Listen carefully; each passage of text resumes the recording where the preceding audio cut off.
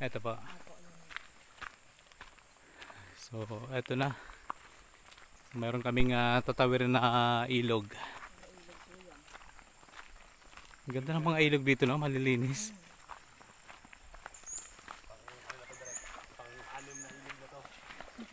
Oo. Kasi kanina apat pero malalaki. Mas lalaki doon. Ang lalakas pa ng agos. Kalamig. Tama din nga yung sinabi sa mga vlogger na pumunta dito. Malamig ang tubig.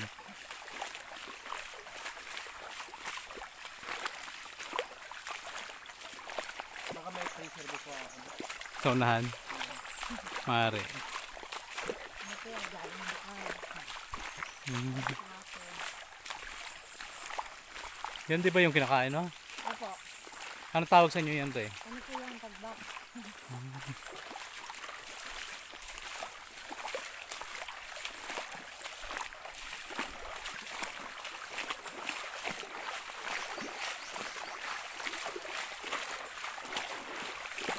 So kaya daw po tinawag na walang langit falls dahil nung una daw po nga panahon puro kakahuyan at wala kang makitang langit, puro malalaking puno, tapos yung mga bato doon ay parang magkadikit pa at sa paglipas ng panahon ay biglang naghiwalay, parang pag-ibig. Humiwalay.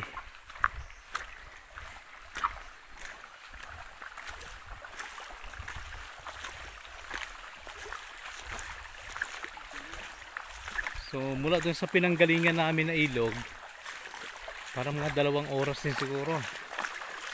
Kasi nakarating kami dito sa pinakakalsada, papunta dito. Sabi natin mga 1 oras pa. Ganda ng bato, oh. Ano to, ginawa o dati lang? Talaga pong sadya ng Sadya lang. Ang galing. Astig. Marami po dyan, mga hipon. Isda. Ha? Tunnel dati. Saan? Opo, dati po kasi yan, pwede pang sulatan. Ay, oo nga. Ngayon, pinagbawal na siya. Kasi nasisira. Sabi, Parang ginawa talaga, no? Oh, papunta doon. pinakakanal yan dyan. Oh. bigas po talaga ng kalikasan niya. Ang galing.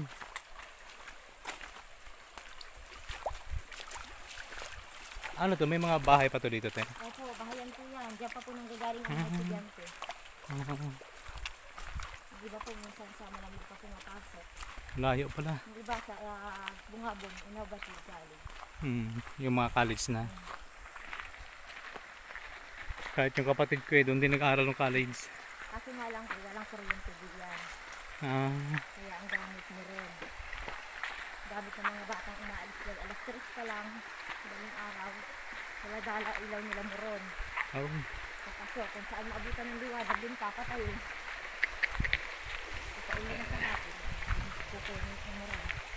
parang, Ipauwi. parang sa dating panahon pala. Ang laki talaga. Saga din ang mga bata. Lalo na pag ang sunod-sunod na ilang lumalaki ang ilog. Kaya nga, no? Kaya sige-sige. Ano to? Puro sa ilog na tayo dadaan, eh? Or Ilog-ilog po talaga.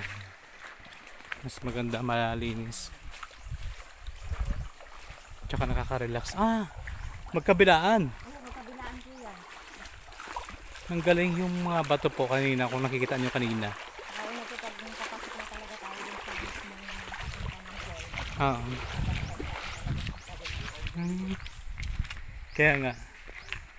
Ano, Mark, ligo ka? So, magkabilaan pala ay mayroong parang wall na bato. Pero napaka natural lang to, gawa lang siya ng kalikasan.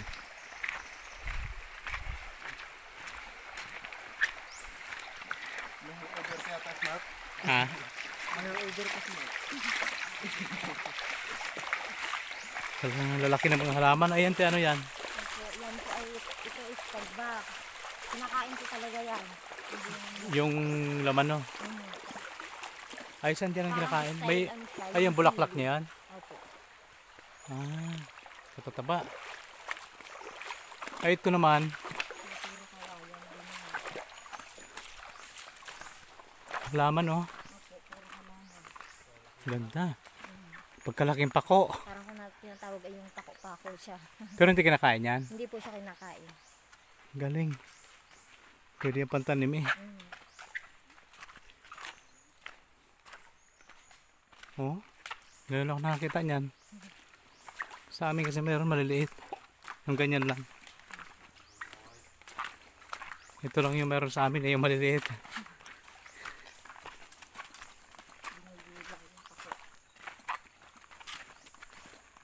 Napahanga na naman si Mark. Sa mga ilang minuto pa tayo. Kung atusin ko talaga 30 minutes, papasok pa lang tayo eh. Okay, so meron pa pong 30 minutes. At abangan nyo mamaya. Bilis-bilis din tayo na. Aha.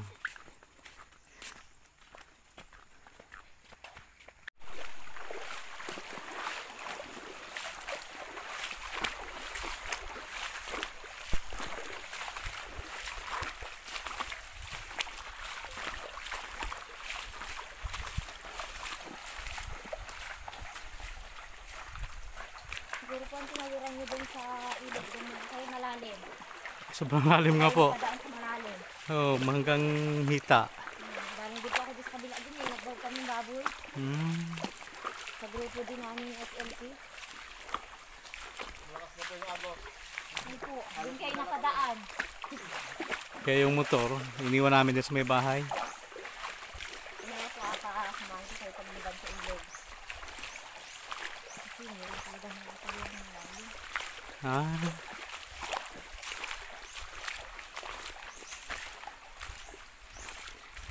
Yung kawayan dito may mga pintura yon. Yung kawayan may pinturang kulay puti. Bilib na naman si Mark. Ngayon lang nakakita niya si Mark.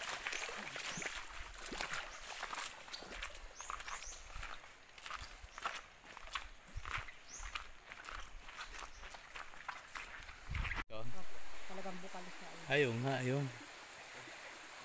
So, ang linis ng tubig, ang linaw. Parang may yelo. Tapos dito sila umiigib ng tubig. Ayun, nakita nyo. May bukal.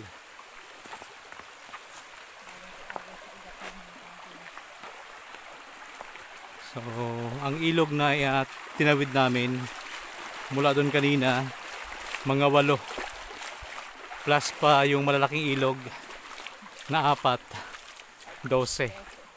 So, mayroon pa tayong tawid na ilog. Puro ilog pa. Galing. Paano kaya pag ganun ang lakas yung baha? Pag lumakas yung baha, walang madadaanan. Dito tayo dadaan sa bundok. Para makaiwas sa baha. So, yun. So, tanong ni Mark kung paano kapag lumakas ang baha. Sa bundok daw dadaan. Tayo sa bundok.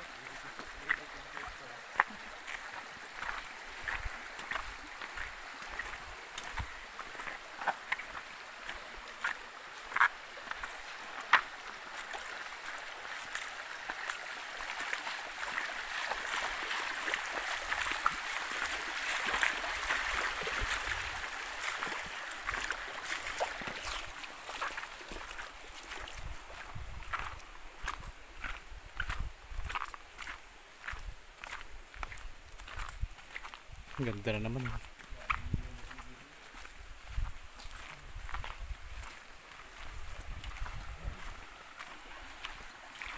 So ayan, dahil nauhaw na si Mark, sakto naman at mayroong tubig. Ang linis ng tubig. Mula talaga yan sa ilalim ng lupa. Galing sa mga ugat ng kahoy. Anong lasa, Mark? Matamis. Matamis. Ayan. Walang pinagkaiba sa tubig natin. Lasang tubig.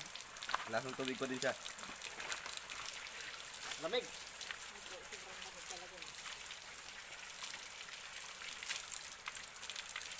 Taas ang tubig nga. Ganda ng halaman, no? Ayan po, puro halaman yung sa ibabaw niya.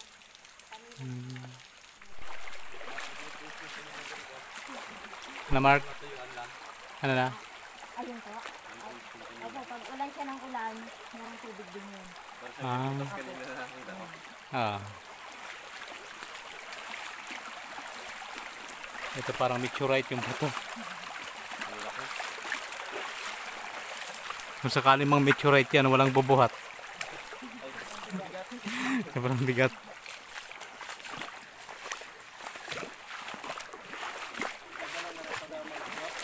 Hmm. Magdala na rin pagka magbuhat ng mismo. Kaya nga, binabasag lang. Dito sa ganyan, maraming kahing naubos. Ah. Sagana talaga dito sa mga prutas at gulay. Mga produkto. Magtatanong ko na. Ayun po yung lagoon na sinasabi. Lagun. Lagun. Ay, lagun ba? Lagom yun. Lagun pa rin. Iba rin yun. So Mark, iba yan Mark. Lagom. Mga Cebuano kasi kami.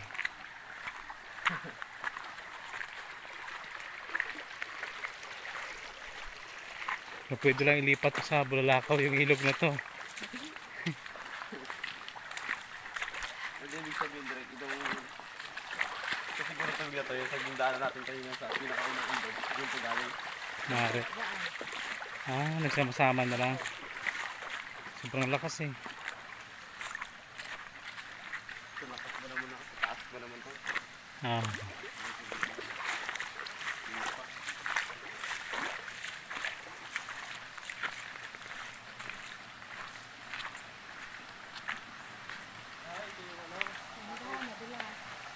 Dandaan kayo, madalas to. Kasi dati ito. So, dandaan tayo dito dahil madulas ang bato.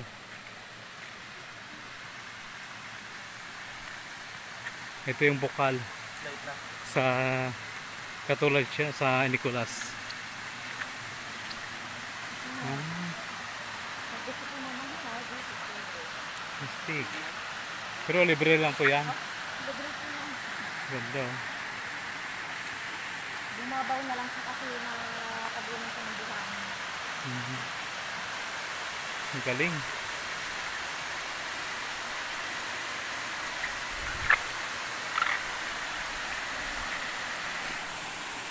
Wow. Ganda. No? Kalimutan pa lang yan. Ha? Intro pa lang yan. Intro pa lang to. Ito, diyan na po simula tayong papasok. Na po. So simula dito, Mga ilang dito. At mga 5 dito pa. ganda no.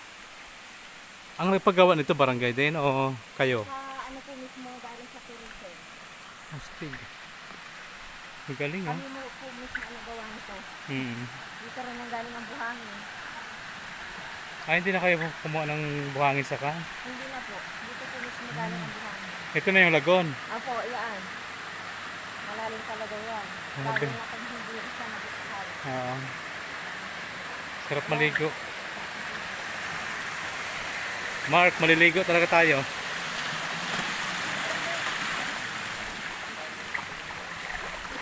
Di baling basa na pag umuwi. Pauwi na rin.